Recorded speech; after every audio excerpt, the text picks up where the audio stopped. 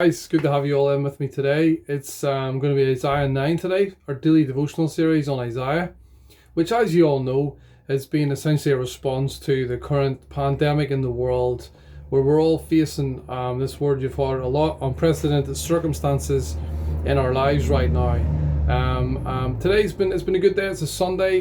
Clocks have changed, so we're getting an extra hour of brightness. So I'm trying to shield myself from the sun right now. A bit is shining in here, and it is lovely to see. A bit chilly, but a lovely sunny day, and it will be great to see an extra hour of brightness, and we get an extra hour in the garden, an extra hour of lockdown, as people say. So it's a bit of a strange time, an extra hour of lockdown. But yeah, so we had a good service this morning. I'm sure I must admit it is really nice to connect online.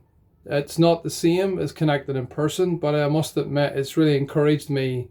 Just seeing my brothers, interacting with them online. One of the brothers then phoned me just after the service was finished, and we'd often have fellowship straight after the service anyway. So apart from having the tea and coffee, everything else was the same online. It was just nice to see each other. So yeah, it's been brilliant. We're all getting very au fait with using technology.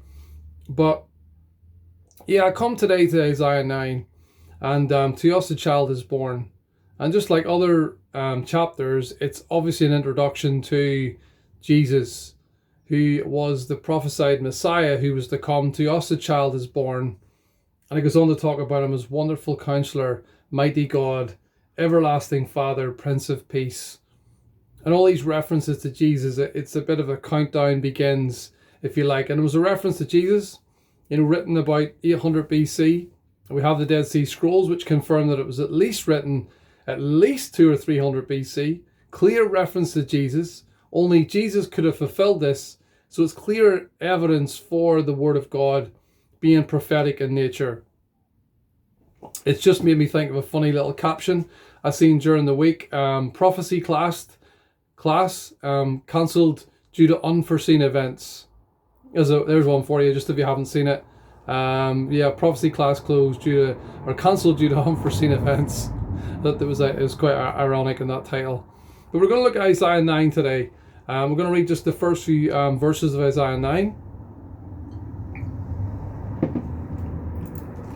And it says, and you'll remember the end of Isaiah 8, where it says, "Then they will look toward the earth and see only distress and darkness and fearful gloom, and they will be thrust into utter darkness." So this is the context with which Isaiah then is writing chapter 9 now. Nevertheless, there will be no more gloom for those who were in distress. In the past he humbled the land of Zebulun and the land of Naphtali, but in the future he will honour Galilee of the Gentiles by the way of the sea along the Jordan. The people walking in darkness have seen a great light, and those living in the land of the shadow of death, a light has dawned. You have enlarged the nation and increased their joy. They rejoice before you as people rejoice at the harvest, as men rejoice when dividing the plunder. So talked about there's going to be distress and utter darkness just before this. But God goes on to say, before he starts to introduce the coming of his Messiah, he starts to say, but there's going to be no more gloom for those who are in distress. In the past he humbled the land of Zebulun and Naphtali. This was northern Israel. These are two of the 12 tribes who had land allotted to them, which was in the northern kingdom, up beside Galilee, and the region to which Jesus would later come.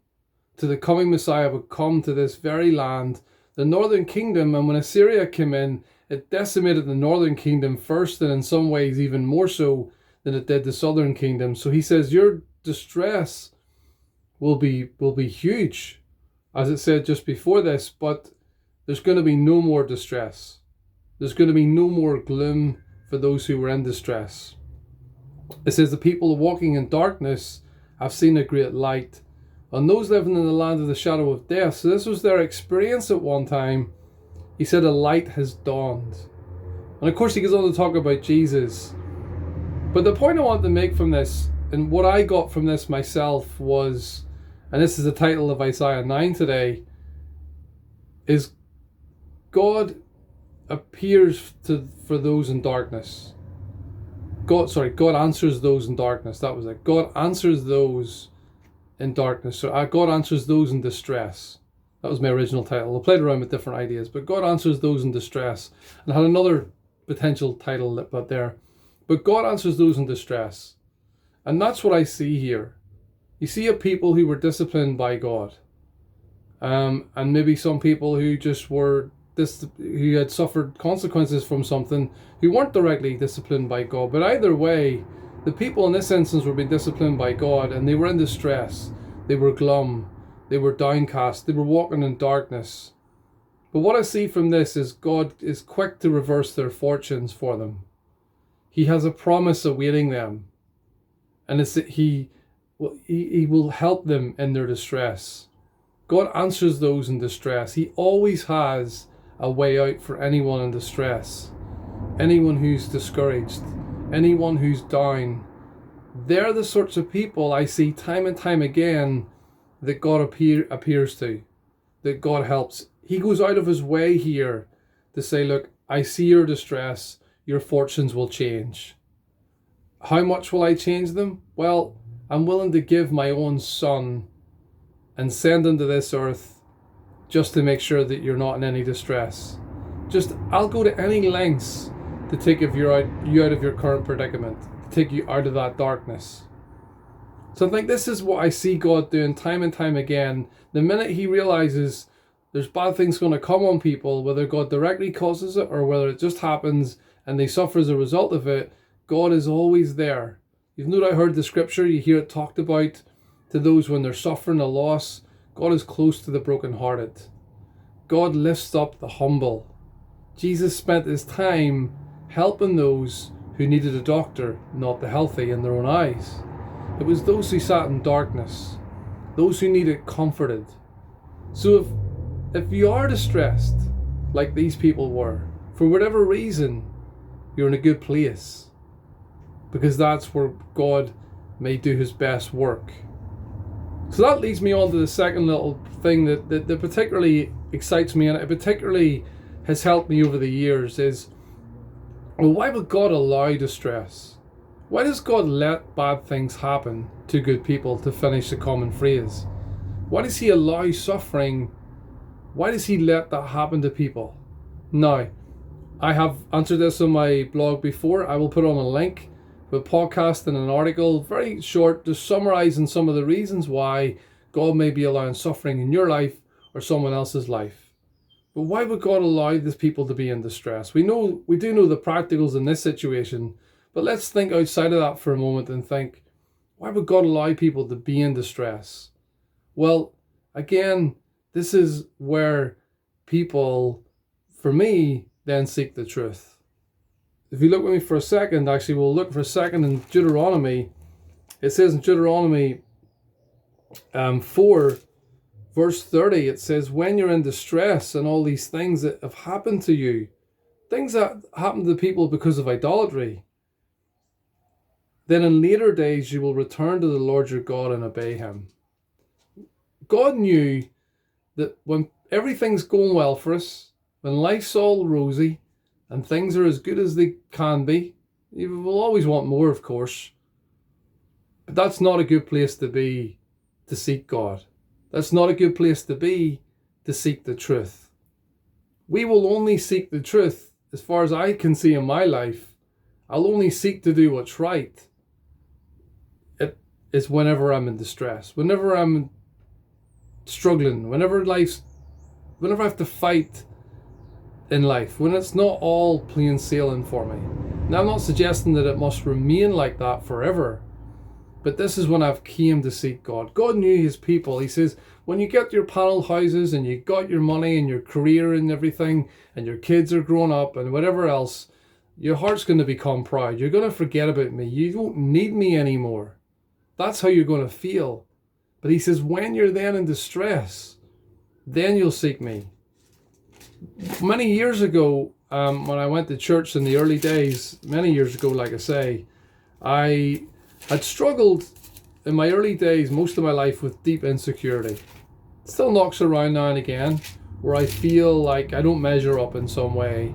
I need to perform my best to be accepted. There's something weird about me. I fall short in all these different ways, and this deep sense of just not measuring up. And then you become paranoid about certain things. I remember this in the early days as a Christian. I really struggled with this. There was a few particular weeks or months I remember where it did cripple my thinking. I was incapable of doing anything because I was so self-consumed. Didn't want to be, but it was struggles from my childhood, from various things. I remember somebody sat down and they shared 3 scriptures with me about troubles and trials, about when trials come. Because we always ask, where is God? Why has he allowed this? Where is he? Why does he let this happen? Why does he not change it? Why does he not do something? And he shared 3 scriptures with me, and this particular, there's 3 of them. There's 1 Peter 1, chapter 1. There's Romans 5, again, verses 1 to 5.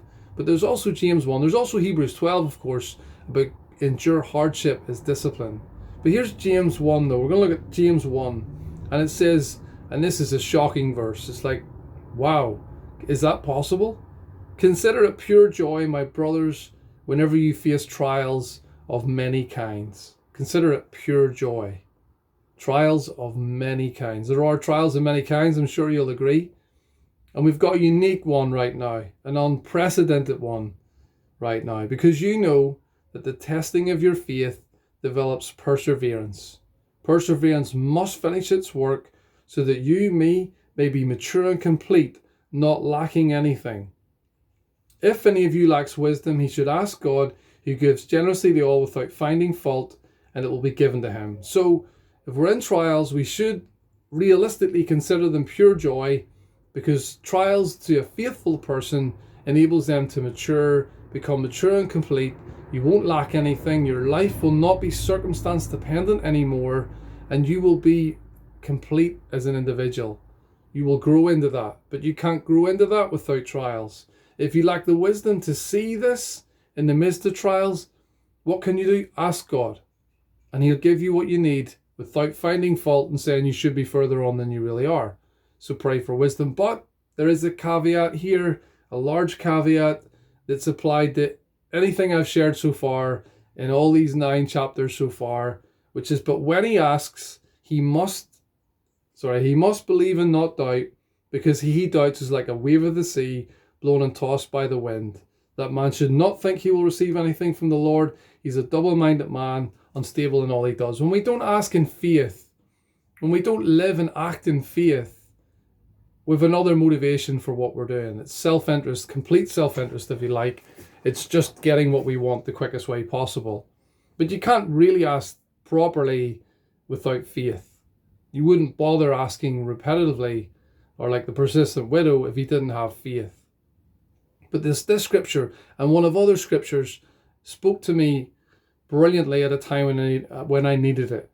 It was, look, this trial you're going through right now, it has a purpose. I don't know when it'll end. I don't know how bad it's going to get. I don't really know what's going to happen. I don't know how you're going to be at the end of it. But you want to know something? It has a purpose.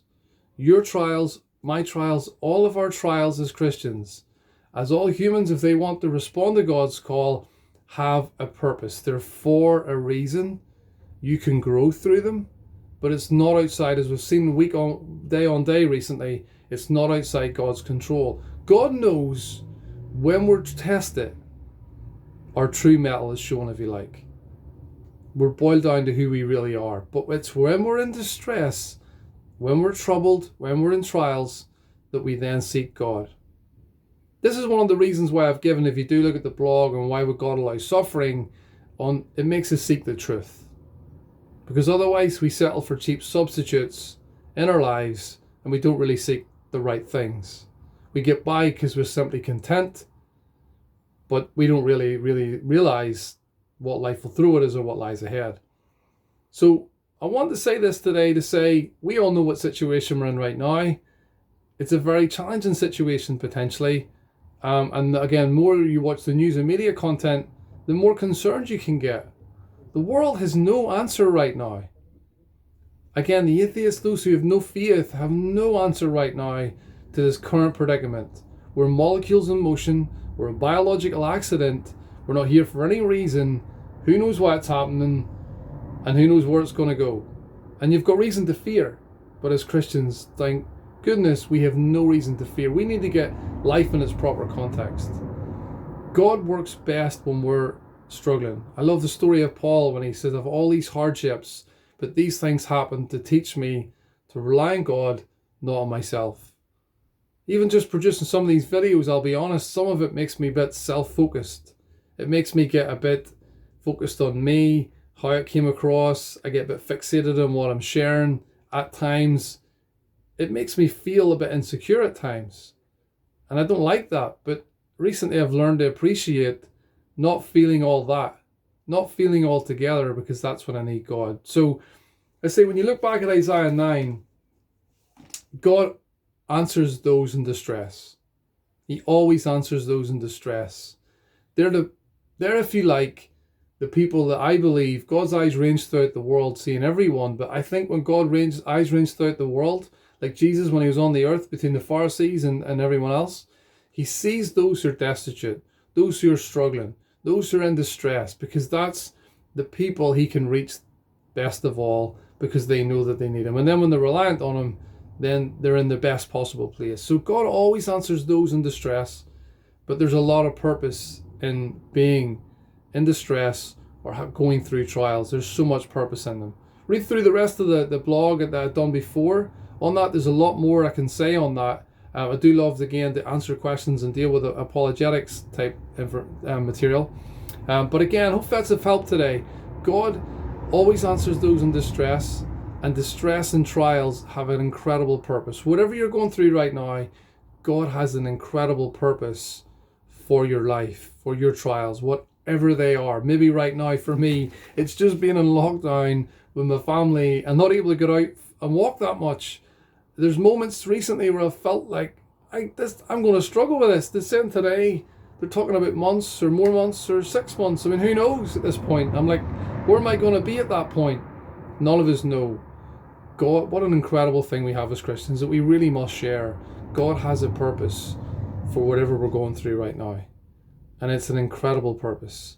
And when we come out the other side, we can talk to other people about that. I pray we're sharing this with people.